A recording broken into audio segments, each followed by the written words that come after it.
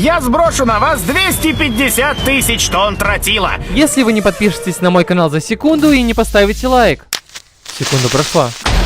Юджи когда-то был обычным офисным работником в компании, которая заставляла его работать до изнеможения. И однажды он умер из-за переутомления Куна, будущего соперника великого Трака Куна. Он очнулся в мире, полном магии и монстров, перевоплотившись в укротителя, который считался самым слабым из всех классов. Но благодаря прилежным и умным слизнякам, с которыми он подружился, он получил широкий спектр навыков и умений, а также второй класс под названием Мудрец. Но он скрывает это от всего мира. Сейчас он работает искателем приключений, и на пути к выполнению простого задания он сражается с монстром, похожим на Гуля, уклоняясь от его атак. А затем уничтожает его с помощью своих прирученных слизняков, которые стреляют огненным шаром, достаточно сильным, чтобы немедленно уничтожить упыря. Юджи возвращается в гильдию искателей приключений со своей коллекцией лекарственных трав, что шокирует администраторов и других искателей приключений, которые недооценивали его. Босс гильдии говорит, что он не был обычным укротителем. Но тут прибежал его заместитель и рассказал ему о дымовых сигналах, замеченных в лесу. Юджи связался со своими слизняками в лесу, и они сказали ему, что видят тысячи монстров, направляющихся к городу со всех сторон. Босс Гил впадает в панику и просит всех спасаться бегством, но авантюристы добровольно остаются и защищают горожан. Они знают, что у них нет шансов победить, но Юджи выходит вперед и говорит, что он может это сделать. Он достает гигантскую драконью кость изо рта слизняка, и вам, люди, лучше не думать о том, чтобы класть туда что-то неприятное. Он говорит, что, используя свои особые навыки укротителя, он может воссоздать пламя дракона, используя эту кость всего один раз, и уничтожить всех монстров. Все думают, что это невозможно, но мужчина с обалденными волосами, который идентифицирует себя как ананас, рассказывает всем, что он видел, как слизь Юджи дышала огнем, и говорит, что они должны доверять ему. Все работают сообща, раздавая лекарства жителям города, а искатели приключений занимают свои позиции, чтобы не подпускать монстров к воротам. Юджи вызывает другого своего призывателя, гордого волка, несущего слизь на спине, и дает волку волшебный красный бык, чтобы заставить его быстро бегать. Сам он находится на возвышенности, откуда открывается вид на поле боя, в то время как искатели приключений используют специальные гранаты, начиненные шрапнелью, чтобы убивать монстров, а затем встретиться с ними лицом к лицу. Мечи и луки. Затем Юджи кладет драконью кость обратно в слизь, потому что это было просто украшение, и говорит, что ты справишься с этим за 15 минут.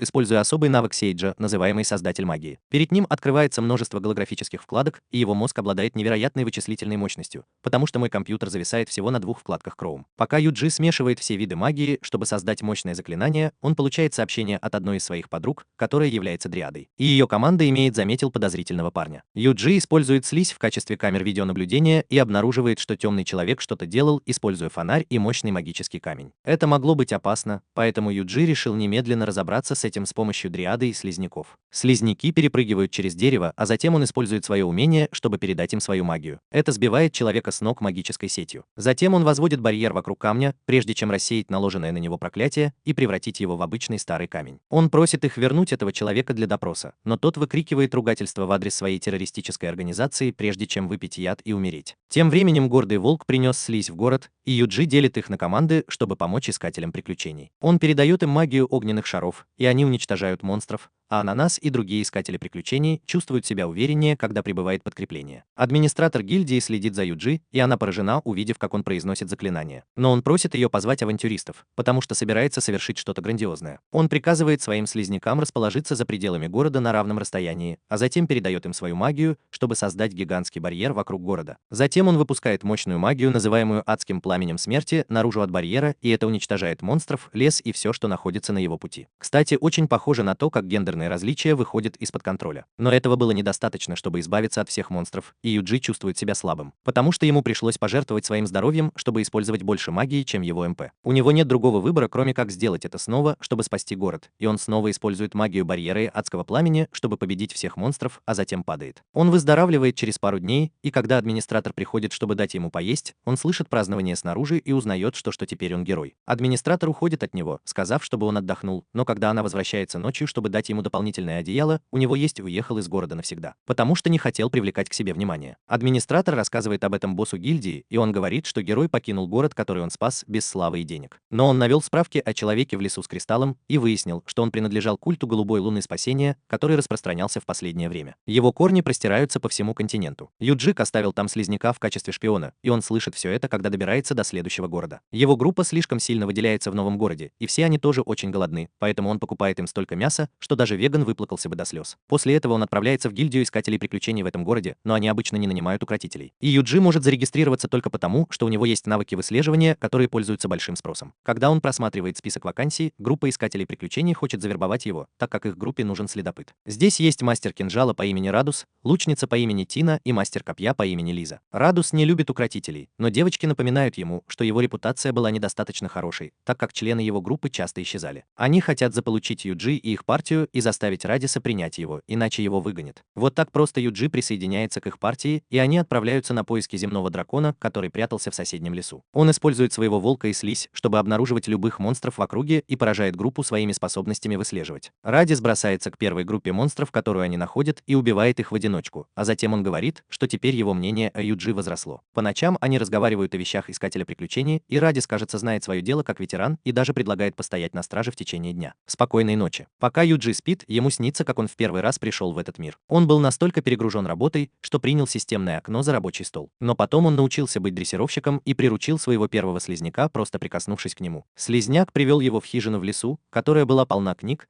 и когда Юджи взял книгу, он обнаружил, что в этом мире остался эквивалент рецепта ядерной бомбы на открытом месте. Но он мог научиться магии, просто прочитав это, и вдруг к нему стали подходить всевозможные слизняки, желая, чтобы их приручили. Как только он их приручил, они начали читать книги и приобретать навыки. И эти знания автоматически перешли к Юджи, который стал доктором философии, ничего не читая, и стал мудрец. Это было началом его путешествия, и с тех пор прошла всего неделя, а он уже спас целый город. Он просыпается, когда ему звонит гордый волк, который говорит ему, что Радис убегал, а девочки следили за ним. Потому что подозревали его с самого начала и только сейчас понял, что вот-вот предаст их. Он также был в состоянии повышенной готовности и напал на одного слизняка, следовавшего за ним, но благодаря своему навыку скрытности он смог выжить. Радис снова убегает, когда девочки гонятся за ним, и он уклоняется от ловушек на своем пути, чтобы добраться до палатки и доложить своему боссу, известному бандиту и работорговцу. Радис сообщил, что с ним были две девушки, за которых можно было получить хорошую цену, и еще там был укротитель, который, как он думал, умрет сам. Юджи прислушивается ко всему и понимает, что слухи были правдивы. Но потом босс бандитов сказал что-то о сегодняшней голубой луне, и было пророчество, что в ночь голубой луны с неба упадет беда и даже убьет человека, который посмеет посмеяться над ним. Юджи больше не собирается их слушать. Он решил покончить с ними слабым заклинанием. Поэтому он приказывает своему слизняку окружить палатку бандита и использовать заклинание заморозка диапазона, которое намного сильнее, чем предполагал Юджи, и превращает палатки в холодильник, а бандитов в фруктовое мороженое. Девочки были шокированы, увидев это, а Юджи сказал, что его слизняки могли бы сделать это сами, стараясь не ставить это себе в заслугу. Слизняки выводят босса замороженных бандитов, в котором девочки узнают печально известного бандита, за голову которого назначена высокая награда. Они впечатлены и говорят, что Юджи должен был рассказать им об этом раньше. Они бы на него положились. Но он помнит, что уже много страдал из-за этого и не собирался тратить впустую еще одну жизнь, взваливая на себя ответственность других людей. Но он думает, что девочки достаточно надежны, чтобы проявить некоторые из его способностей,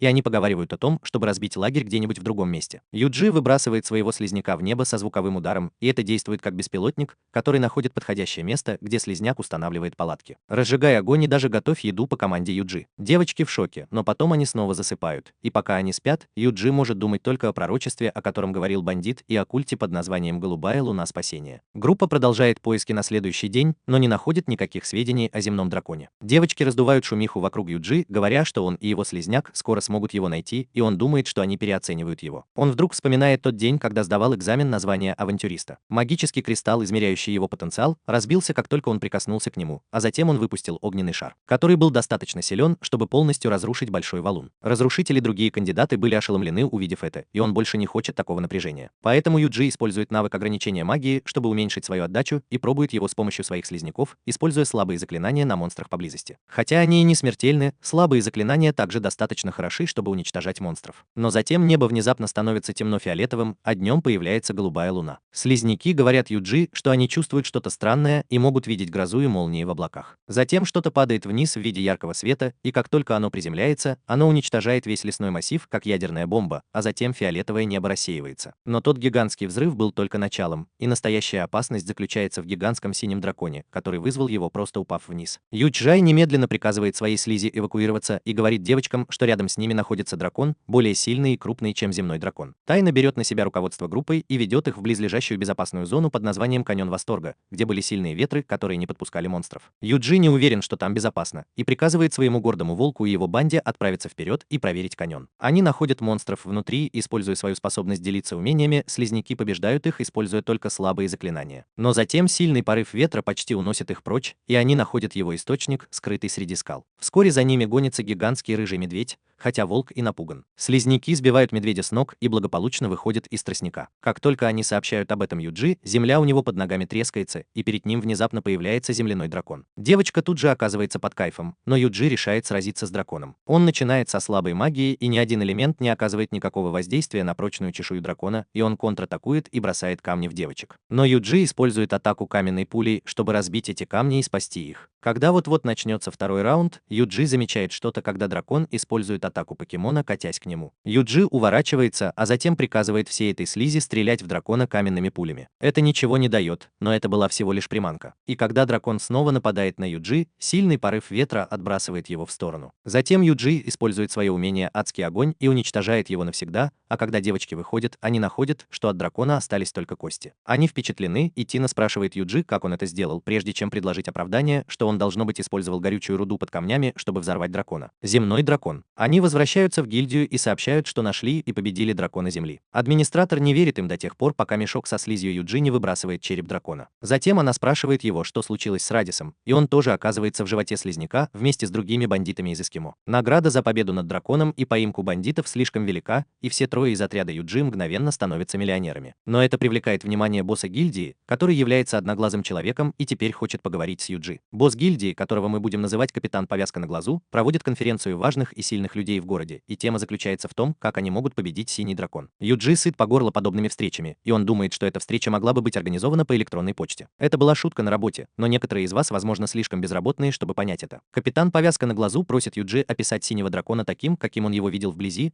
и он использует свое умение, чтобы нарисовать дракона по памяти. Детализированное изображение шокирует всех, и священник, сидящий напротив Юджи, достает священную книгу, в которой содержится изображение и история того же дракона. Говорят, что дракон спустился на землю с темных небес и вырос в размерах, в конечном итоге уничтожив Согласную всего за 3 дня. Он был побежден божественным посланником, обладавшим силой богов, и капитан Повязка на глазу считает, что в наше время им не найти такого воина, как он. Но он помнит, что 30 лет назад, в день летнего солнцестояния, произошло солнечное затмение, и когда это произошло, солнцесвященники в Большом кафедральном соборе столицы провели церемонию подведения итогов, чтобы через 30 лет в будущем появился воин, способный отразить катастрофу. Дата призыва воина была назначена неделю назад, и Юджи не сказал им, что он пришел в этот мир именно тогда. Священник считает, что церемония, должно быть, провалилась, и дракон мог появиться здесь как побочный эффект. Но потом небо снова потемнело, и слизняки доложили Юджи, что синий дракон увеличился в размерах, о чем он сказал на собрании, и все запаниковали. Но капитан Повязка на глазу говорит, что они не могут колебаться, и завтра на рассвете они ударят по дракону всем, что у них есть. Юджи может думать только об этой битве в ресторане, когда к нему подходят Тина и Лиза и говорят, что они присоединяются к охоте на драконов ради большого бонуса, который им предлагают. Они верят, что пока Юджи с ними, ничего плохого не случится. Когда они уходили, священник, присутствовавший на собрании, подошел к Юджи и представился как священник из Большого кафедрального собора столицы. Он хочет ему что-то подарить, поэтому ведет его в церковь. Он достает из коробки старый и неухоженный кинжал и говорит, что Бог направил его через пророчество, чтобы он принес его сюда. Мэдди и священники знают его силу и истинную ценность, но Стайл считает, что Юджи может хорошо им пользоваться. Юджи принимает кинжал и узнает, что его называли кинжалом Кетиса, который был нерушимым и благословенным и мог фокусировать магические способности пользователя на кончике лезвия. Стиль говорит ему, что теперь это принадлежит ему, потому что так пожелал Бог. Ночью Юджи снова думает о завтрашней битве и задается вопросом, сколько жизней будет потеряно. Небо снова становится фиолетовым, и слизь говорит ему, что дракон поглощает магию из окружающей среды и становится еще больше. Юджи снова вспоминает день своей оценки, когда ему сказали, что его магия была смехотворно сильной. И он думает, что, возможно, он сможет победить синего дракона, если попытается. Он немедленно выезжает и вместе со своими слизняками и гордым волком отправляется на встречу с синим драконом. Он приказывает только одному слизняку оставаться на передовой, чтобы атаковать дракона. Его золотой прием «Адский огонь Демы» не будет эффективен на таком расстоянии, и для одиночной цели он выбирает «Адский огонь уничтожения» и переносит его на одинокого слизняка. Он запускает гигантский огненный шар и уничтожает синего дракона. Но это не срабатывает, несмотря на то, что дракон слаб к огню и святой магии. Это только злит дракона, который сражается и собирает свою силу, чтобы запустить разрушительный разрушительные энергетические лучи и без разбора атаковать Юджи. Но он спасает себя, используя заклинание барьера. Дракон начинает поглощать магию из леса и становится еще больше, и слизняки спрашивают Юджи, есть ли у него еще какие-нибудь планы. Он может положиться только на кинжал Кетиса и решает подобраться поближе к синему дракону, чтобы нанести мощный удар. Они прыгают вниз со скалы, но дракон снова атакует их, и Юджи блокирует атаку, используя барьеры, которые разрушаются всего от одного удара. Он благополучно приземляется и прогоняет дракона, который готовится к еще одной большой атаке. Но Юджи бросает в него слизь и переносит заклинание барьера, на это нужно для того, чтобы остановить атаку. Он подобрался прямо под драконом и, используя физические барьеры как ступеньки, прыгает вверх и достигает уровня дракона, который хочет достать его еще одним энергетическим лучом. Но Юджи удается остановить его, используя огненный шар из слизи. Затем он бросается на дракона и выкалывает ему глаз, а затем взрывает его мозг, концентрируя адский огонь заклинания смерти на кончике кинжала. Он думает, что дракон побежден, но тот одним взмахом хвоста отправляет его разбиваться о скалы. Синий дракон серьезно ранен и сейчас в ярости, и он готовится к буйству. Юджи уже по уши в долгах, когда дело доходит до его МП, а его HP не намного лучше. А потом дракон снова нападает на него. Он воздвигает барьеры, чтобы остановить атаку, но дракон продолжает их разрушать, и теперь они герои в трудной ситуации. Он решает использовать мощное божественное заклинание, чтобы заморозить дракона, но получает сообщение, что он может использовать заклинание божественного удара в течение следующих 45 секунд. Итак, Юджи использует первый божественный удар и оглушает дракона гигантской молниеносной атакой. А затем он садится на своего волка и прыгает на дракона, пронзая его шею, а затем снова использует адский огонь. Эта атака достаточно сильна, и Юджи взрывает синего дракона, который исчезает в ослепительном фейерверке, а небо и луна снова становятся нормальными. Но возвращаясь домой, Юджи не замечает, что остаточная энергия от его битвы с драконом оказывает странное воздействие на окружающую местность. На следующее утро капитан Повязка на глазу будет Юджи и говорит, что благодаря стилю жреца он узнал, что кто-то победил синего дракона. Очевидно, кто это сделал, и Повязка на глазу говорит ему, что он мог бы вызвать подкрепление, когда отправлялся сражаться с драконом. Позже в тот же день он обедает с Тиной и Лизой, которые рассказывают о том, как дракон был побежден, и у них не было шанса сразиться и заслужить награду. Бонус. Юджи сказал им, что скоро уезжает в другой город,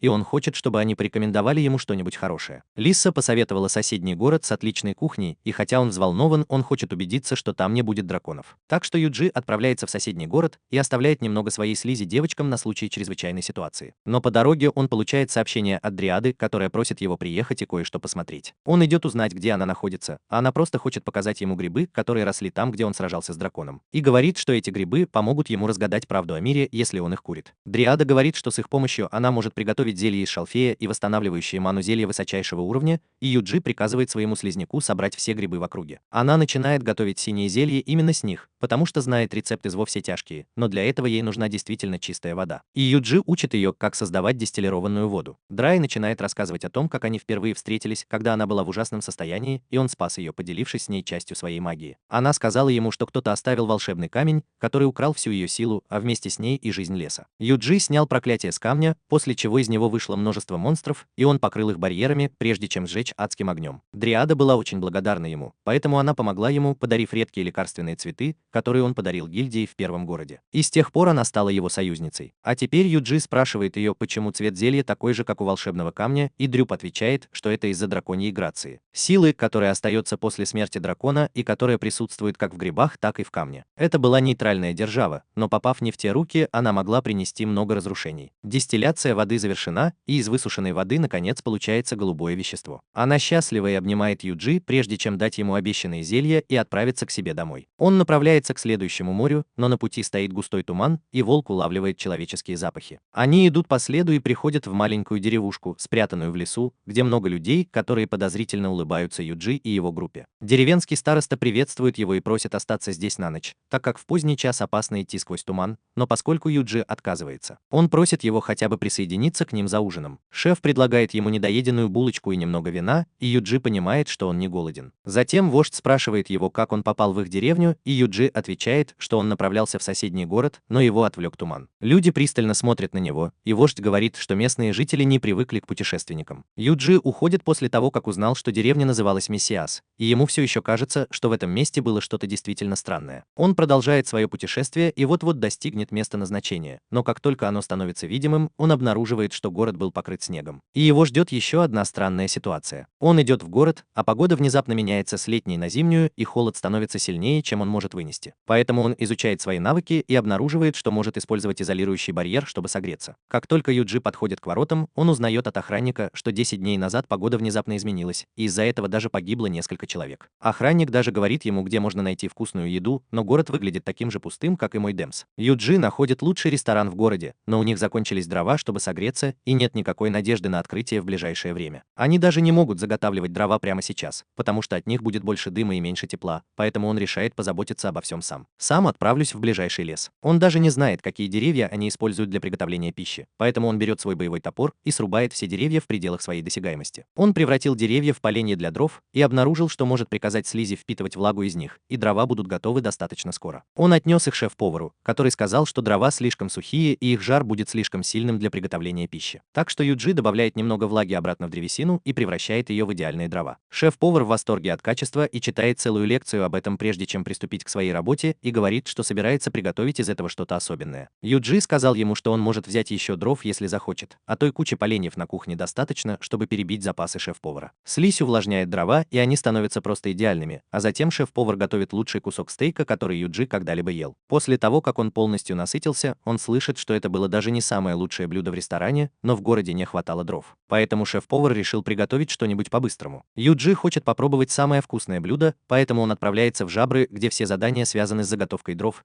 и администратор отправляет его к восточным воротам, чтобы он встретил сборщиков дров и оплатил водку. Водка — это человек, который посвятил свою жизнь уничтожению лесов путем их вырубки, потому что ему не нравятся раздражающие подростки, которые говорят о сохранении окружающей среды. И он объясняет, почему они не могли обеспечить город достаточным количеством древесины, даже если им помогали близлежащие деревни. Юджи спрашивает его, помогает ли им деревня Месси, но Вадга отвечает, что она уже давно заброшена. Это странно, но Юджи решает сосредоточиться на рубке дров прямо сейчас. И когда он срубает десятки деревьев одним взмахом, он шокирует Водку и всех остальных. Другие лесорубы. Затем он спрашивает о стандартном размере, необходимом гильдии, и Водка может только кивнуть, когда Юджи заканчивает работу за считанные секунды. Затем он высушивает ее с помощью слизи и готовится вырезать еще немного. Он относит древесину обратно в гильдию, где секретарша в приемной потрясена его мастерством, и Юджи узнает от нее о легендарном укротителе монстров, который также носил вещи с помощью своей слизи. Он решил спросить Стайла об этом при следующей встрече, но сейчас ему нужно сдать на хранение всю древесину, которую он заготовил после уничтожения близлежащего леса. Этого хватит городу только на 3 дня, так что Юджи тоже уничтожает близлежащие леса и срубает каждое растущее дерево в поле зрения, заставляя Вадьку радоваться и ревновать одновременно. На следующий день он возвращается в ресторан, чтобы отведать их всемирно известное рагу. И во рту у него ощущается невероятный вкус, который полностью оправдывает ту тяжелую работу, которую он проделал вчера. Но шеф-повар сказал, что это все равно была не лучшая его работа, так как источник их трав был поврежден монстрами, которые съели все самое вкусное. Юджи только спрашивает их, что это за монстр, прежде чем отправиться на травяные фермы, и он делит свою слизь на 2 команды, чтобы защитить их. Отправляйся в поле и охоться на монстров. Команда по поиску и уничтожению обнаружила монстра уничтожающего поля. Это гигантский кабан, похожий на трицератопса. Юджи посылает свой волшебный огненный шар в слизняка, и они поджаривают свинью сильнее, чем ты можешь поджарить своих друзей, а затем начинают охоту на всех монстров в округе. Но потом слизняки находят странный коричневый кристалл, о котором даже Дриада понятия не имеет. Юджи прикасается к нему, чтобы узнать больше, и начинает поглощать его силу, так что он приходит к выводу, что это должно быть благодать дракона. Дриада думает, что это может быть так, потому что он поглощал слишком много магии из этого места и сделал его таким холодным. Вдобавок ко всему, она может сказать, что это было сделано человеком, потому что оно высвобождает человеческую магию. Юджи решает очистить камень с помощью своего заклинания Дискпалс, и он превращается в камень. Затем он приказывает другим слизнякам рассредоточиться и найти еще больше магических кристаллов, подобных этому, и вся область заполняется ими. Используя карту, он обнаруживает, что они расположены в форме идеального круга. Юджи следует своему инстинкту и направляется в центр круга. Там, где, как ты знаешь, все выглядит прекрасно, у него возникает ощущение, что здесь что-то спрятано. Поэтому он велит слизняку отступить, а Дриаде закрыть глаза, потому что ей не понравится, если он уничтожит лес. Но она говорит, что лучше было уничтожить небольшую часть леса, чем позволить странной магии уничтожить всю экосистему. При этом Юджи уничтожает всю область адского пламени, а в центре кратера, образовавшегося из-за его атаки, находится вход в секретную пещеру. Место. Он решает зайти внутрь и устранить причину этого холода, потому что он не хочет упустить вкусную еду из этого города. Юджи выбивает дверь и обнаруживает очень глубокую искусственную яму, которая ведет его в подземную темницу. Он говорит Дриаде и гордому волку возвращаться, пока слизняки осматриваются и находят поблизости высокотехнологичную лабораторию. Юджи задается вопросом, действительно ли это технология из этого мира, но потом слизняки находят кое-что еще более интересное. Красные магические камни, которые поглощают магию, изготавливались на этом заводе. И вдруг в лабораторию вбежали несколько рабочих, сказали, что текущая партия оказалась неудачной, и побежали сообщить об этом своему начальнику по имени Джарвис. Юджи решает найти найти ученого по имени Хавьер и его планы проникнуть в руины мимо слизняков, которые осторожно передвигаются по этому месту. Поэтому он использует на них навык скрытности монстра, чтобы держать их в укрытии, и оставляет их искать новые улики. Он возвращается в лес, когда двое его слизняков говорят ему, что они нашли двух работников лаборатории, прежде чем войти в комнату. Слизняки протискиваются через крошечную щель в двери и подходят к железной двери, которую можно поднять, только потянув за два рычага одновременно. По приказу Юджи слизняки открывают дверь и входят в нее, чтобы поискать еще какие-нибудь подсказки, пока не дойдут до комнаты с лестницей и климат. Юджи следовал за ними по земле, и место, где слизняки выходят из подземелья, это деревня Мессиас. Слизняки находят двух мужчин, которые отчитываются перед Хавьером, человеком, который выдавал себя за деревенского старосту, но был членом культа Голубой Луны Спасения. И они использовали заброшенную деревню в качестве своей базы для создания магических камней. Оказалось, что сильный взрыв, вызванный предыдущей атакой Юджи, повредил их оборудование, и теперь они больше не могут создавать магические камни. Хавьер паникует и собирает команду, чтобы забрать проклятые рудные кристаллы из леса,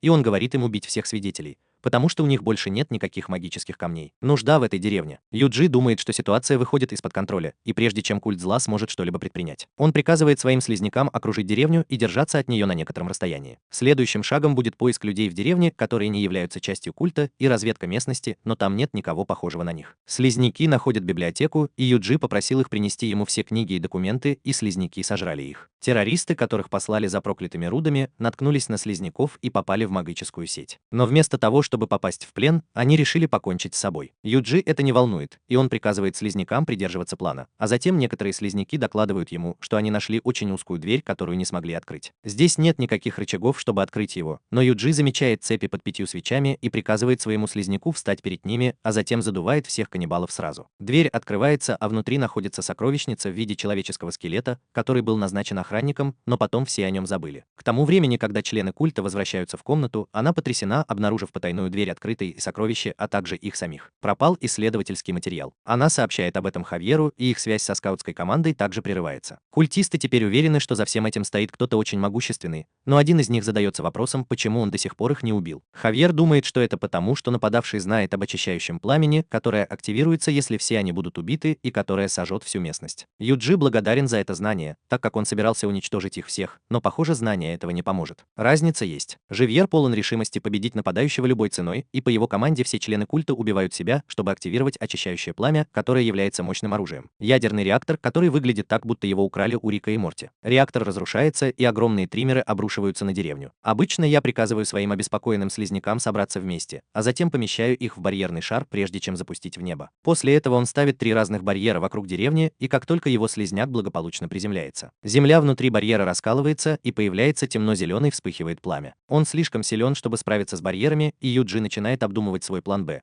Но так как в списке его умений нет достаточно сильного барьера, он решает создать его сам. Он объединил магию рассеивания проклятий и магию льда, чтобы создать новое заклинание под названием «Массив полной изоляции», и поместил очищающее пламя в идеальную очередь, которая может эффективно остановить его. Но это отнимает много маны, а член парламента Юджи влезает в долги, как мои студенческие суды. Поскольку очищающее пламя давит на изоляционную решетку, а здоровье Юджи падает, чтобы компенсировать его отрицательный член парламента, ему остается только надеяться выйти победителем. В конце концов, очищающее пламя вырывается из верхней части барьера и рассеивается через 2 секунды, и у Юджи, к счастью, еще осталось немного здоровья. Как только он закончил разбираться с этим, испуганный гордый волк выходит из укрытия, и Юджи говорит, что ужина для бездельников не было. Когда он возвращается в город, все беспокоятся о нем, потому что он исчез после того, как отправился охотиться на кабанов. И они говорят, что он пропустил 2, на них падали огромные взрывы, похожие на падение метеоритов. Но благодаря этому снег наконец-то начал таять, и вскоре погода в городе вернулась к своему нормальному состоянию. Горожане в буквальном смысле слова устраивают вечеринку по случаю празднования Дня города, и Юджи почетный гость за то, что он снабдил их столь необходимыми дровами. Кроме того, с тех пор, как он победил монстра кабана, шеф-повар приготовил лучшее рагу из лучших ингредиентов, и Юджи снова достигает просветления всего одним глотком. Укуси его, и он упадет в обморок с улыбкой на лице. Он просыпается в своей комнате, все еще думая о еде, но потом решает проверить документы, которые он украл у Мессиаса. Как только он открывает первый свиток, вся информация исчезает из-за какой-то антипиратской магии. Это продолжается до тех пор, пока не останется только один документ с текстом, содержащий имена людей, за которыми охотился культ Голубой Луны. И Юджи потрясен, обнаружив, что фамилия в этом документе его собственная. За ним охотится группа наемных убийц, в которую входит женщина в броне и мужчина в маске, которым не терпится сразиться со своей последовательностью. последней целью. Женщина говорит своему партнеру, что он ничего не предпримет, пока она не подтвердит, что Юджи представляет угрозу, и как только она это сделает, она заберет ее. Время, замучившее его до смерти. Пока они разговаривают, убийца в маске находит его, идущего по лесу, используя свои глаза, у которых зум лучше, чем у камеры iPhone. Юджи покинул город гурманов, как только узнал, что убийцы культа охотятся за его жизнью,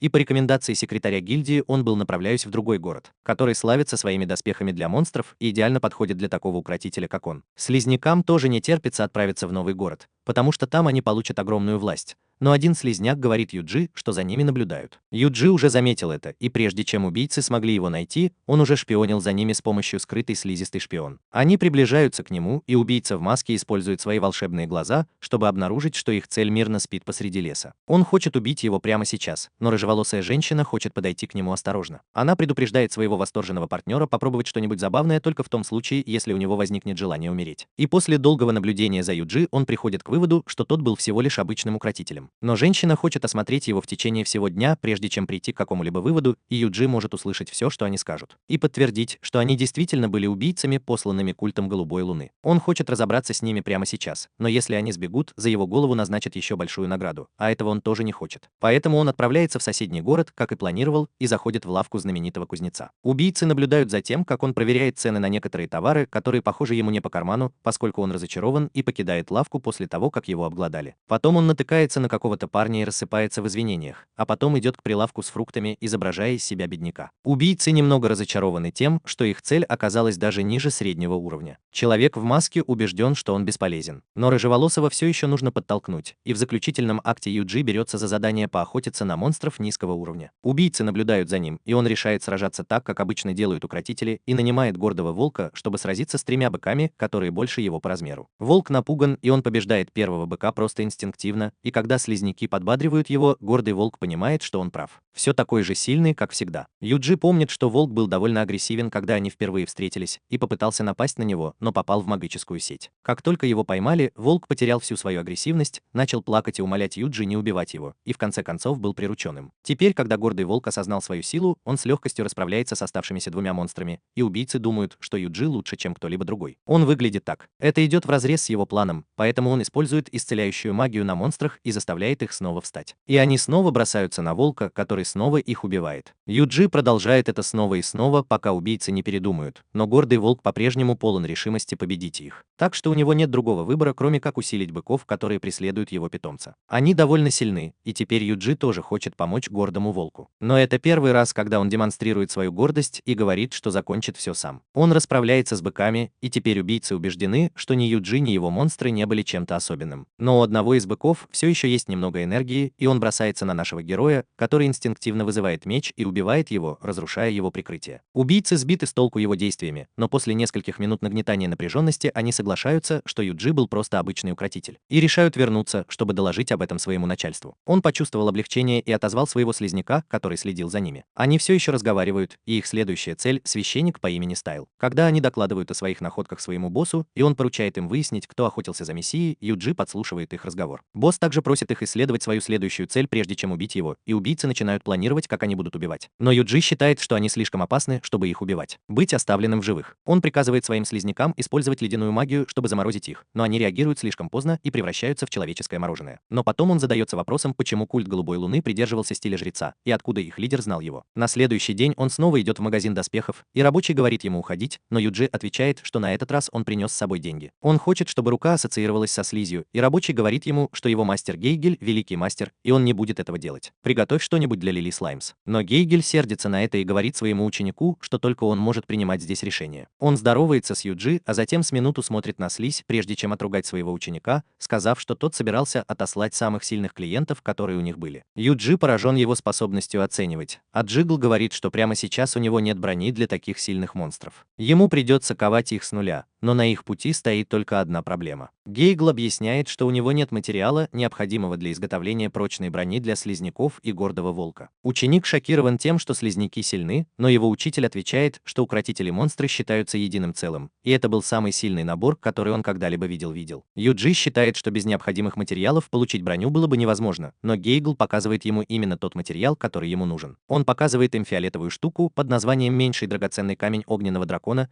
и это было лучшее сырье, доступное на рынке, которое можно было получить с помощью победы над меньшим сильнейшим огненным драконом. Но даже такой прочный материал не смог бы удержать силу слизи, и Джигл говорит Юджи, что если он сможет победить редких синих драконов малого огня, то их драгоценный камень, возможно, окажется достаточно прочным для этого. Юджи спрашивает его, были ли упомянутые драконы в вулкане, и узнает, что там было много меньших огненных драконов, а также, возможно, присутствовал синий дракон. Но не найти их, не победить будет нелегко, так как они сильнее остальных представителей своего вида. Юджи отправляется на их поиски, но перед этим он спрашивает Гейгла, были ли здесь и обычные огненные драконы. Он отвечает, что обычные драконы тоже были, но их никто не уничтожал уже 100 лет, поэтому он советует Юджи просто держаться меньших размеров. Так что отправляйся в гильдию искателей приключений и выполняй все задания, связанные с огненными драконами, и администратор будет шокирован. Юджи говорит, что он победит их с помощью магии, а она говорит ему, что магия не действует на меньших огненных драконов, потому что они защищены своими драгоценностями. Но она добавила, что драконы были очень слабы против воды, и Юджи ответил, что магия воды была его специальностью. На волнах вулкана ему пришлось бы пересечь реку, наполненную пираньями-людоедами, и он согласился поохотиться и на них тоже. Юджи отправляется на берег реки, и его слизняки говорят, что они спросят дорогу у кого-нибудь, кто знает, и найдут красную слизь, которая была приспособлена для стрельбы. Юджи приручает ее, и слизь говорит ему, что сегодня вулкан в безопасности. Затем он пытается разузнать, есть ли в реке пират, но слизняки ничего не видят сквозь текущую воду и не умеют плавать. Так что Юджи создает новую магию под названием «Сеть для слизи» и отправляет их плавать по реке. Слизняки находят глубокую яму на дне реки, и двое из них заходят внутрь, чтобы проверить ее. Но потом они выплывают, а за ними гонится гигантская парина. Она запуталась в сети из слизи, и Юджи вытаскивает ее и замораживает, используя ледяную магию. Но она пробивает ледяную оболочку и атакует его, а Юджи уклоняется от атаки, прежде чем выстрелить огненным шаром в слизь. И этого достаточно, чтобы выполнить задание. Юджи и его отряд продолжают свое путешествие к вулкану,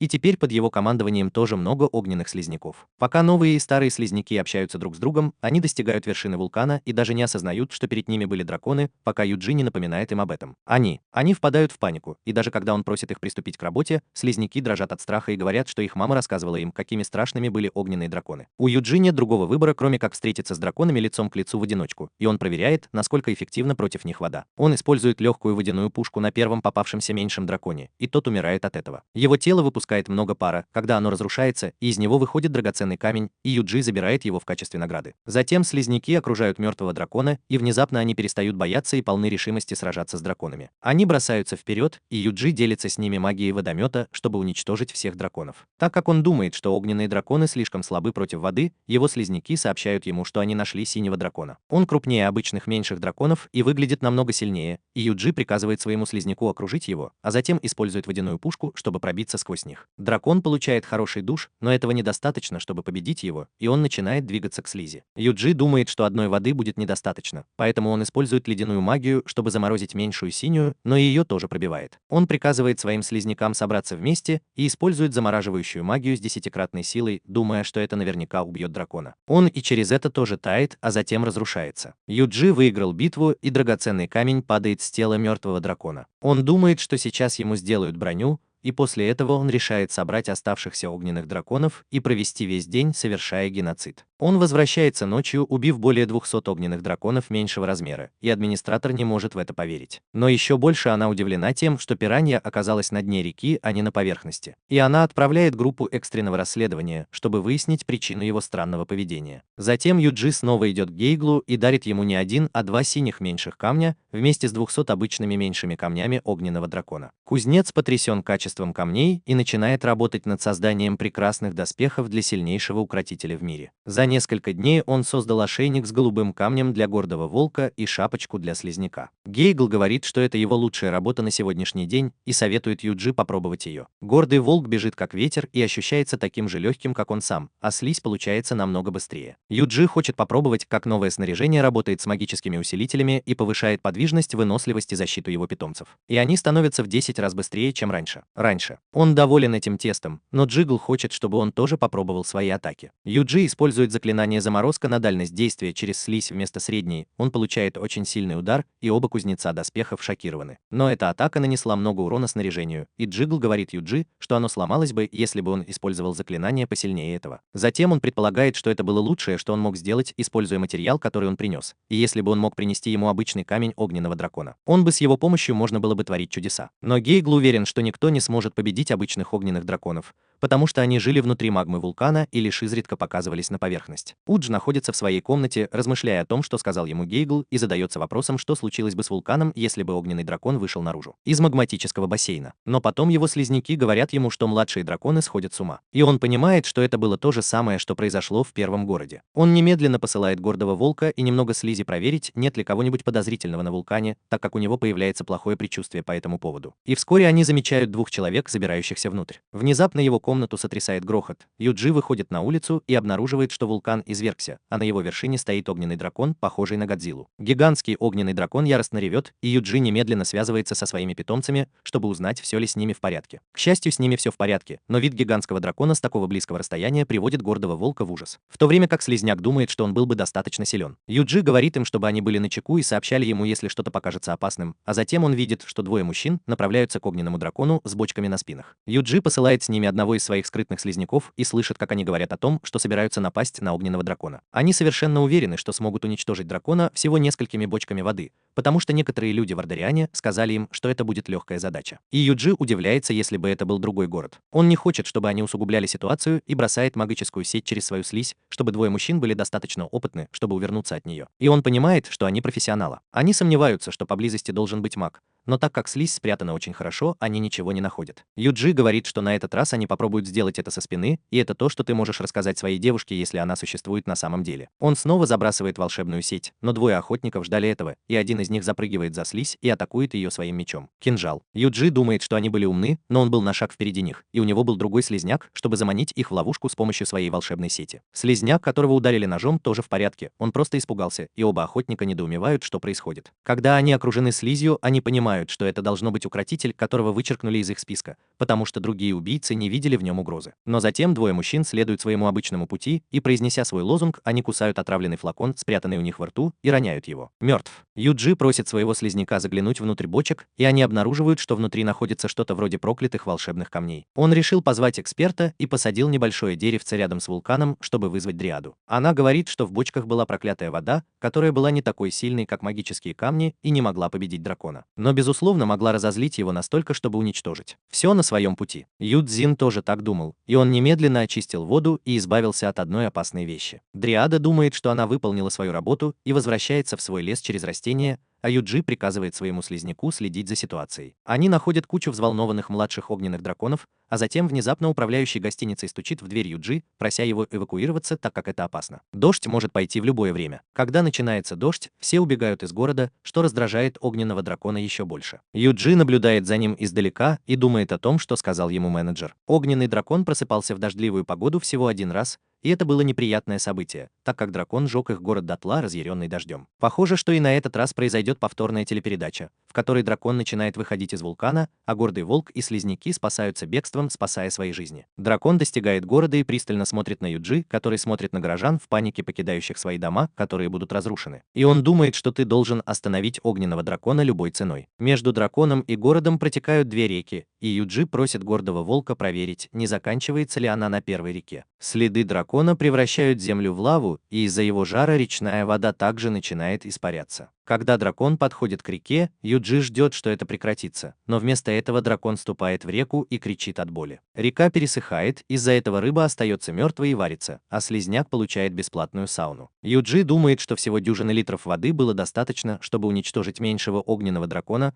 но настоящий дракон даже не был уничтожен после того, как высохла целая река. Когда он приближается ко второй реке, Юджи перестает ждать, пока он остановится, и приказывает своим питомцам готовиться к большой битве. Слизняк и волк также ждут его приказов, и последний с огромной скоростью переносит их через реку и встает перед драконом. Юджи использует заклинание заморозки на среднем уровне на драконе, но оно покрывает только одну из его лап, замораживая всю землю под ним они. Дракон легко вырывается из этого, и Юджи приказывает слизи подпрыгнуть и использовать замораживающее заклинание на морде дракона. Даже это не причиняет ему никакого вреда, и теперь дракон достаточно разъярен, чтобы использовать свое огненное дыхание. Юджи парирует эту атаку, используя заклинание заморозка дальности с 20 слизнями, одновременно ища более мощную атаку, чтобы уничтожить дракона. Он не видит смысла больше затягивать битву и приказывает гордому волку возвращаться, поскольку дракон направляется ко второй реке и стонет, когда ступает на нее. Залезает в него, а затем переходит на другую другую сторону. Слизняки думают, что если дракон не остановится, город будет уничтожен, но Юджи говорит им, что они выиграли достаточно времени. Это был именно тот момент, которого он ждал, и он приказывает одному из своих слизняков снять барьер, который тот поддерживал. Барьер действовал как плотина, чтобы остановить поток воды в реке в ее начальной точке, и теперь он высвобождается с достаточной силой, чтобы смести дракона, сбитый с ног. Юджи поставил барьер на случай, если дракон пересечет первую реку, и благодаря слизи, которая задержала дракона, он смог собрать достаточно воды для этой атаки. Гордый волк отправился проверить, был ли дракон повержен, и так как он не двигался, он решил, что они победили. Но затем дракон внезапно поднялся и почти сжег их дотла, используя свое огненное дыхание, а Юджи в последний момент защитил его, используя барьер. Он приказал волку и остальным убираться, и разъяренный дракон предпринял самую мощную атаку на сегодняшний день. Юджи думает, что эта атака может уничтожить весь город за один раз, поэтому он решает использовать самое мощное ледяное заклинание из своего арсенала. Используя слизь с мощным снаряжением, он произносит заклинание проклятия вечной мерзлоты, и оно сталкивается с огненным дыханием дракона. Какое-то время они действуют одинаково, но затем заклинание Юджи побеждает дракона и замораживает его вместе с окружающей средой. На этот раз, когда лед трескается, он рассыпается без следа огненного дракона, и в куче снега остается только его драгоценный камень. Юджи чувствует слабость после использования такого мощного заклинания, и кроме драгоценного камня, слизняки находят в обломках еще одну странную вещь. Позже он снова идет в лавку Гейгеля и говорит ему, что получил редкий драгоценный камень, и показывает драгоценный камень огненного дракона мастеру-оружейнику и его друзьям. Студент. Они ошеломлены, и он говорит им, чтобы они держали это в секрете. Гейгель соглашается, обещая создать величайший предмет, который Юджи когда-либо увидит, используя драгоценный камень. Затем Юджи идет в гильдию и спрашивает администратора об Ардариане и узнает, что это был город, но у него была плохая репутация, потому что он ценил свою частную жизнь превыше всего остального и был враждебен к другим регионам и посетителям. После этого Юджи достает из-под обломков другой предмет, который он нашел, и спрашивает о нем у администратора. И она говорит, что это был один из аппаратов гильдии по производству искусственных лучей. У каждого жабра была такая, но название города на этой было зачеркнуто, и Юджи думает, что это должно быть как-то связано с городом под названием Ардариан. Несколько дней спустя Гейгл закончил изготовление экипировки для слизи Юджи и сказал, что она была по крайней мере легендарного качества. Вежливо попрощавшись, укротитель покидает город, даже не назвав своего имени, а мастер-кузнец возвращается к своей работе. Следующим шагом Юджи отправляется в Ардерию, и, как сказал администратор, в предыдущем городе люди довольно враждебно на него смотрели. Он делает вид, что просматривает задания, размещенные в гильдии искателей приключений, но ничего не выбирает, и двое мужчин заходят внутрь здания, чтобы подробнее поговорить о нем. Юджи поручил своему слизняку шпионить за ними, и он узнает, что они были из культа Голубой Луны. И они говорят о том, что он был в их списке убийц, но был вычеркнут ассасинами. Бюро говорит, что он не доверяет словам ассасинов и хочет покончить с укрощением, насколько это возможно. Но его напарник Мустачо говорит, что это было бы неразумно, и в конечном итоге они могут раскрыть свое прикрытие. Они говорят о своей недавней неудаче, когда кто-то уничтожил огненного дракона, несмотря на все, что они могли сделать, чтобы взбудоражить его. И они хотят сообщить об этом своему мастеру Уолтеру. Пока Юджи размышлял обо всем этом, священник Стайл и его юный ученик подошли к нему и отвели в церковь, где они хотели сказать ему что-то важное. Стайл говорит, что его привело сюда другое откровение, и он ждал Юджи. И даже несмотря на то, что гильдия здесь находилась под Голубой Луной, под его контролем, они были в безопасности внутри церкви. Он говорит священнику, что был в их списке подозреваемых, но тот все знает и решает рассказать ему о своем прошлом с человеком по имени Уолтер. Стайл когда-то был членом религиозной организации под названием Церковь Голубой Луны и в молодости был настоящим гангстером. У них появились последователи среди людей, маргинализованных обществом, и propaganda. Ли поверить в его принципы до крайности и заявил, что он очистит церковь от террористов. Весь мир. Именно это Стайл и пришел сюда сказать Юджи, так как он чувствует себя ответственным за весь этот бардак, и вдобавок ко всему, недавно он получил еще одно откровение, в котором говорилось о порочном свете, создающем хаос, и было дано указание направлять божественного посланника, чтобы вернуть его милость. Поскольку Юджи мог владеть кинжалом Хета, он мог претендовать на звание представителя бога и мирового героя, и в конечном итоге ему придется встретиться лицом к лицу с Уолтером. Но Стайл получил от него важную часть откровения, в котором говорилось, что смерть проводника приведет к появлению сцены. И он считает, что Юджи заколебался бы, если бы узнал об этом. Юджи размышляет об этой истории лежа в постели и думает, что этот стиль просто подталкивал его к работе божественного воина и к разговорам о легендах. Но говоря о легендах, он вспоминает, что девушка-администратор рассказала ему о легендарном укротителе, и он хочет спросить об этом у девушки-администратора. «Завтра я буду священником». Стайла нет в церкви, и Юджи решает спросить своих слизняков, не видели ли они, как он покидал город. Одна из пар слизняков видела, как два священника ранним утром вошли в густой лес, и Юджи говорит им следовать за священниками. Стайл и его помощник находят перед собой темный барьер, и он очищает его, используя божественную магию, чтобы проникнуть в него и прийти в штаб-квартиру синих. Культ Луны, который похож на резиденцию последнего босса в видеоигре. Юджи идет по их следу и приходит к пещере с темным барьером. Слизняки напуганы, но он рассеивает проклятый барьер и одним махом проникает в пещеру, где обнаруживает группу террористов, лежащих без сознания. За несколько минут до того, как Юджи прибыл на место происшествия, Стайл и его ученик входят в пещеру, и теперь они окружены обеспечены вооруженной охраной. Священник вспоминает дни своей славы и укрепляет свое тело магией, прежде чем вырубить охранников боевыми искусствами. Затем он идет в комнату босса, где его ждут Уолтер и его люди, и там он тоже демонстрирует, насколько искусен в бою и уничтожает всех врагов. Миньоны. Но когда он разговаривает с Уолтером о том, как исполнить свое предназначение здесь, его ассистент предает его, кусая и нокаутируя. Он все это время был частью культа Голубой Луны и привел сюда Стайла, надеясь заманить героя с собой. Священник дал Юджи кинжал только для борьбы с Синим Драконом, но все остальное он сделал сам и напал на многих приспешников культа, что делало его их врагом. Уолтер говорит, что сейчас все это бессмысленно, так как их план уже перешел к финальной стадии. И с помощью их бога и нового способа получить доступ к его силам, они изменят мир так, как им заблагорассудится. Когда Уолтер произносит свою традиционную речь злодея, Стайл говорит, что Юджи обязательно придет, и если его смерть побудит его спасти мир, то он готов умереть. Уолтер исполняет свое желание и использует тайную магию, чтобы наслать проклятие на всех своих приспешников, которые превращаются в безмозглых монстров-упырей. И Стайл приходит в ужас от того, насколько жестоким он мог быть. Но злодей смеется, и когда священник собирается умереть от рук своего бывшего помощника, Юджи с громким стуком врывается в комнату. Он победил всех монстров-упырей на своем пути, и хотя он хочет что-то спросить у священника, он видит, что это бесполезно. Сейчас неподходящее время для этого. Йохан немедленно переключает свое внимание на более серьезную угрозу и запускает огненный шар в Юджи, который блокирует его, используя простой барьер, прежде чем рассеять магическую веревку вокруг священника. Они немного поговорили об этой ситуации, прежде чем Стайл представил ему Уолтера, которому не терпелось познакомиться с героем. Пока злодей вовлекает их в беседу, его волшебное киберпанковское устройство завершает свою работу, и когда энергия, текущая по цепям, стабилизируется, он командует своим подчиненные Гуля атакуют Юджи. Они прыгают на него, но он использует своих слизняков, чтобы разнести их всех с помощью огненных шаров. Воспользовавшись этой возможностью, Уолтер уходит вглубь своего замка и закрывает за собой дверь. Он идет в свой тронный зал и садится на специально сделанное волшебное кресло, которое наполняет его всей накопленной магией и увеличивает его мускулы и татуировки. Я бы хотел, чтобы в каждом спортзале было по одному такому креслу. Как раз в тот момент, когда Уолтер собирается завершить зарядку, в комнату входят Юджи и священник,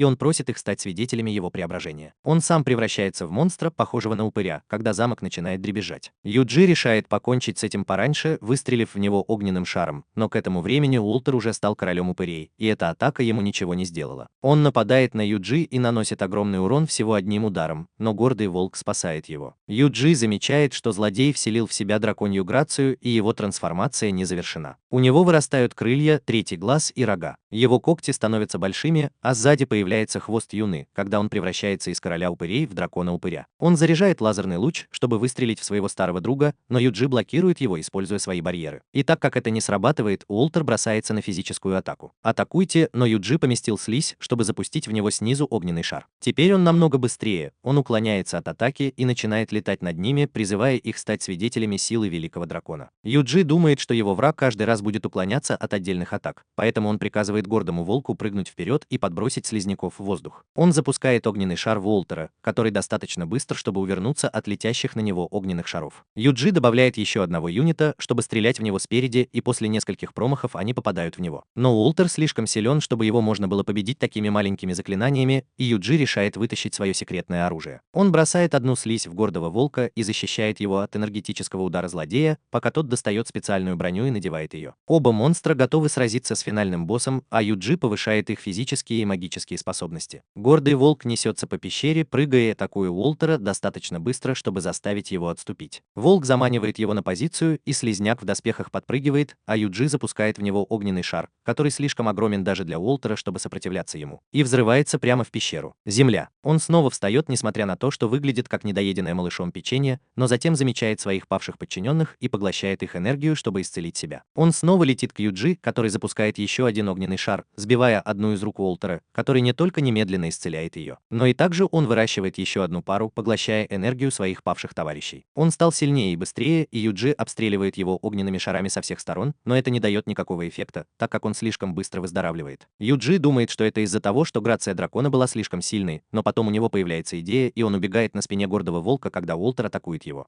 Юджи едет впереди, и пока Уолтер следует за ним, он продолжает отвлекать его огненными шарами и заставляет использовать энергию огня своим товарищам, чтобы исцелить себя самого. Но Но как только Уолтер это делает, Юджи использует заклинание рассеивания проклятий и превращает свои исцеляющие ноги в камни. Злодей потрясен, но все равно продолжает атаковать и обрушивает шквал ударов на Юджи, который защищен его барьерами. Но удары слишком сильные, и они начинают сотрясать землю и ломать барьеры. И как раз в тот момент, когда барьеры должны были рухнуть, слизняки сообщают Юджи, что они готовы к следующему плану. Пока Уолтер играет в мяч со сферой барьера, слизняки запускают в Хэна магическую сеть. Первый из них обездвиживает его, а затем Юджи окружает его магической сетью со всех сторон и превращает Уолтера в плохо сделанную мумию. Затем он использует адский огонь уничтожения и побеждает злодея, который сгорает, и от него остается меньше половины тела после последней атаки. Он смеется, говоря, что не имеет значения, кто победит, и восхваляет своего бога за то, что он сделал истинное откровение прямо сейчас. Уолтер умирает вместе с этим, и пока слизняки празднуют победу, Юджи думает, что это было слишком просто, и стиль согласен с ним. Он говорит, что во всем этом было что-то подозрительное, а потом вдруг оказалось, что он прав. Машины в магическом контуре, который был распространен по всему замку, активируются и начинают поглощать всю драконью благодать Уолтера и его мертвых приспешников. Энергия собирается в верхней части пещерной системы, и яркий свет превращается в падающую звезду, которая по мере приближения превращается в гуманоида. Приземляется. Это микстейп человека и дракона, который провозглашает себя мудрецом. Юджи спрашивает Стайла, был ли это Уолтер, и священник говорит ему, что была последняя часть откровения, которую он ему не сказал. В ней упоминалось о смерти проводника, чтобы вызвать мудреца, и он был готов умереть, чтобы превратить Юджи в мудреца, который будет спасти мир. Но, похоже, он был неправ, и именно Уолтер был готов умереть, чтобы вывести на чистую воду испорченного мудреца. Юджи спрашивает Стайла, кто был мудрецом, и тот отвечает, что когда божественный посланник сражался с синим драконом в древние времена, он погиб вместе с драконом. А Уолтер пожертвовал своей жизнью и жизнью своих приспешников, чтобы перевоплотиться, используя что-то вроде церемонии вызова духа. Но стиль говорит о том, что сейчас в мудреце нет ничего божественного. Развращенный мудрец использует адский огонь смерти и уничтожает все вокруг. Но каким-то образом Юджи смог защитить себя, несмотря на то, что был шокирован тем, что его любимая атака была использована против него. Весь лес над замком превратился в лаву, и когда продажные мудрецы поднялись в небо, Юджи решил встретиться с ними лицом к лицу. Он накладывает всевозможные усиления на своих питомцев, а затем гордый волк поднимает слизь, чтобы напасть на продажного мудреца. Но он легко блокирует огненный шар и контратакует уничтожающим адским огнем. Гордый волк едва увернулся от атаки, которая 100 раз могла бы его убить, и Юджи приказал своим слизнякам разделиться. Они прыгают вокруг, используя физические барьеры, а затем он использует огненный шар на коррумпированном мудреце, который блокирует все атаки быстрыми движениями и одним барьером. Он собирается атаковать надоедливую слизь адским огнем, но Юджи спасает ее, используя навык скрытности монстра, а затем атакует монстра. Сейдж стреляет огненным шаром с шестеренчатым приводом, но и это он блокирует. Теперь наш герой думает, что с такой скоростью у него закончится МП, а у его врагов, похоже, бесконечное количество маны, судя по скорости, с которой он спамил адский огонь. Так что если он прикажет своим слизнякам объединиться и использует заклинание дальнего заморозка на полную мощность, но коррумпированный мудрец защитит себя с помощью барьерный щит, а затем разбивает лед вокруг себя вдребезги. Юджи тут же снова атакует его несколькими огненными шарами, слившимися в одну гигантскую атаку, и это отбрасывает его на землю, но даже это ничего не смогло сделать. Испорченный мудрец использует заклинание адского огня, усиливая его в 10 раз, и Юджи делает то же самое. Когда их атаки равной силы сталкиваются, Юджи в конце концов побеждает и уничтожает испорченного мудреца. Но он потерял слишком много МП и думает, что больше не может так сражаться. Однако предыдущее нападение даже не поцарапало злодея, и он говорит, что пришло время принести спасение миру, так как он решил использовать свой величайший трюк. Он собирает драконью благодать, оставшуюся в этом районе, и концентрирует ее в шар, прежде чем рассеять по всему континенту и зарядить ею машины для искусственного дождя. Вскоре темно-фиолетовые облака покрывают весь регион, и дождь, который падает с них, заставляет монстров повсюду становиться дикими. У всех людей с разными талантами возникают проблемы с противостоянием взбудораженным монстрам, и Юджи помогает им с помощью слизи, которую он оставил после себя. Испорченный мудрец всплывает и называет Юджи молодым мудрецом, рассказывая, как он потерял свою жизнь, пытаясь остановить дракона, и наполнил свою душу болью и сожалением. Он говорит, что независимо от того, сколько мудрецов родится, придут более сильные драконы и погрузят этот мир в хаос. Поэтому он хочет спасти мир от этого, уничтожив его сам, и Юджи понимает, что его противник просто сумасшедший. Испорченный мудрец атакует его адским огнем, и поскольку барьер Юджи не может защитить его надолго, он парирует это своим собственным адским огнем. Их битва создает ядерный фейерверк в небе, и его стиль поражает. Когда он видит, как они сражаются, он получает еще одно откровение. Юджи борется со своей собственной битвой, но его слизь говорит ему, что монстры нападают на каждый город, который он посетил, и он чувствует себя обязанным помочь им. Испорченный мудрец насмехается, говоря, что его силы будет недостаточно, чтобы спасти мир, и поскольку Юджи сдерживает его, он выполняет несколько многозадачных задач только для того, чтобы прийти к выводу, что он не может спасти всех. Но оказывается, что его героические поступки в прошлом вдохновляли всех, кого он встречал, и они полны решимости защитить свой дом собственными силами. Юджи чувствует облегчение и понимает, что в своей прошлой жизни он всегда нес все тяготы в одиночку и ни у кого не просил помощи. Это вошло у него в привычку, и он действовал самостоятельно даже в этом мире. Но теперь он думает, что неплохо, когда другие люди разделяют его нагрузку. Он решает поддержать своих союзников и накладывает на них всевозможные физические и магические усиления, и они становятся достаточно сильными, чтобы защитить свои города. Теперь, когда все готово, Юджи хочет сосредоточиться на своей битве с последним злодеем, но перед этим получает сообщение от Стайла, кто сказал, что Бог разгневался. И когда Солнце и Луна встретятся, он вынесет свой приговор. Юджи думает, что не может дождаться Божьей помощи и выпивает зелье восстановления поместья, которое дала ему Дриада, возвращаясь к своей лучшей форме. Он говорит гордому волку позаботиться о стиле, в то время как сам прыгает вверх, используя барьеры, чтобы встретиться лицом к лицу с испорченным мудрецом, который спросил его, почему он здесь, сопротивляясь пути спасения. Он спрашивает Юджи, почему тот так стремился спасти этот мир, и думает о друзьях, которых он может услышать, и о том, что этому миру не нужен был новый путь. Испорченному мудрецу понравился его ответ, и он сказал, что как мудрецы они должны сражаться до тех пор, пока не останется только один из них, но он уверен, что победит. Они оба используют адский огонь снова и снова, и испорченный мудрец говорит, что есть предел тому, сколько магия, с которой может справиться человеческое тело. С другой стороны, у него таких пределов нет. Юджи знает, что это было правдой, но затем он получает сообщение о том, что можно использовать заклинание «Божественный удар», и он задается вопросом, был ли это тот самый стиль суждения, который описан в Откровении. Так как он уже однажды использовал это умение против синего дракона,